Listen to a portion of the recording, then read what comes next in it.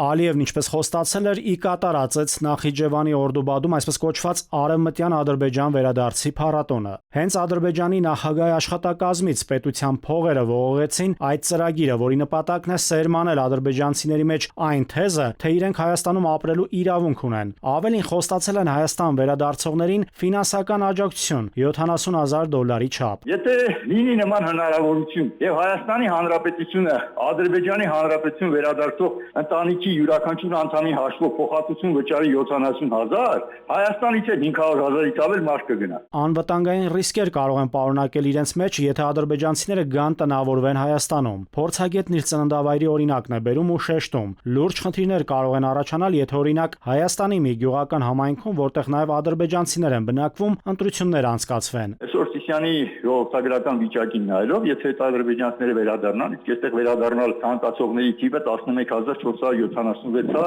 վերջին անգամ իրենց հրապարակված թվով։ Եթե այդ մարդիկ վերադառնան, մենք արդեն 2031 թվականի Սիսիան համայնքի հավաքական ընտրությունների ժամանակ առնվազն ունենալու ենք երկրորդ խոշոր մեծ խմբակցություն, եթե ոչ ունենալու ենք ադրբեջանցի համայնքապետ։ Որքան էլ հայաստանյան իշխանությունները ֆեյք են համարում ու հերքում ադրբեջանցիների Հայաստան վերադարձի մասին տեղեկությունները, այդ երկրի իշխանությունները ավելի են ակտիվացնում ու օնլայնում Հայաստան վերադառնալու նարատիվը։ Շաբաթման մեջ չկա շաբաթ մի քանի միջոցառում չունենան։ Ըստ որում խոսքը գնում է բավականին բազմամարդ եւ պետական ֆինանսավորումով, պետական կառույցների ներգրավմամբ կազմակերպող միջոցառումների մաս։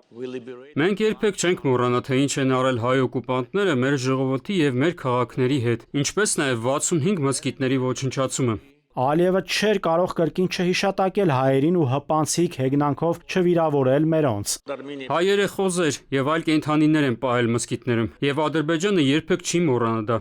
Ագրեսոր Ալիևի Հայաստան իշխանությունների առջև դրված նախապայմաններից մեկն էլ հենց ադրբեջանցիների վերադարձն է, եւ դա ըստ փորձագետների սկիզբ է դրվել դեռ 2014-ից, իսկ Վաշինգտոնյան նախաստորագրված փաստաթղթով ըստ վերլուծաբանների պայմանավորվածություն է ձեռք բերվել, որ այն պետք է կյանքի կոչվի։ Նաիրի Մուրադյան, ժամը լրատվական։